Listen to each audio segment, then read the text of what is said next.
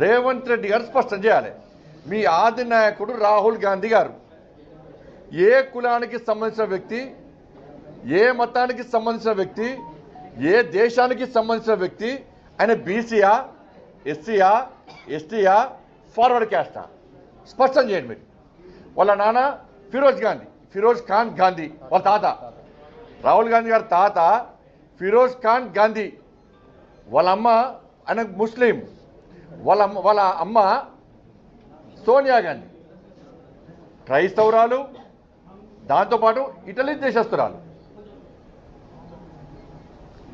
మరి రాహుల్ గాంధీ మీద చర్చ జరగాలి. మీరు రాహుల్ గాంధీ గారిని మీ నాయకుడిగా బీసీ నాయకుడు అని మీరు ప్రోత్సహిస్తురా, లేకుంటే ముస్లిం అని ప్రోత్సహిస్తురా, క్రిస్టియన్ అని ప్రోత్సహిస్తురా, లేకుంటే వేరే దేశస్తులను ప్రోత్సహిస్తురా? ఏ దేశస్తుడు, ఏ మతం, ఏ కులం లేదు అనకు, మతం లేదు, ఓ జాతి లేదు, ఒక దేశం లేదు. చర్చ జరగాలి, దాని మీద చర్చ జరగాలి.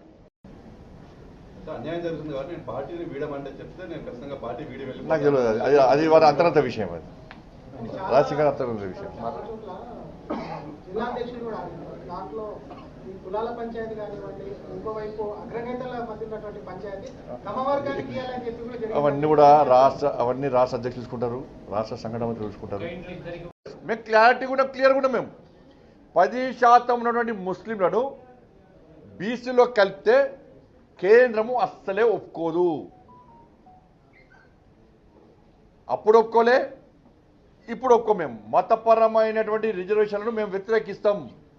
మత ప్రాతిపదిక రిజర్వేషన్లు కుల్లా చెప్తున్నాను నేను, 80% వ్యతిరేకిస్తాం.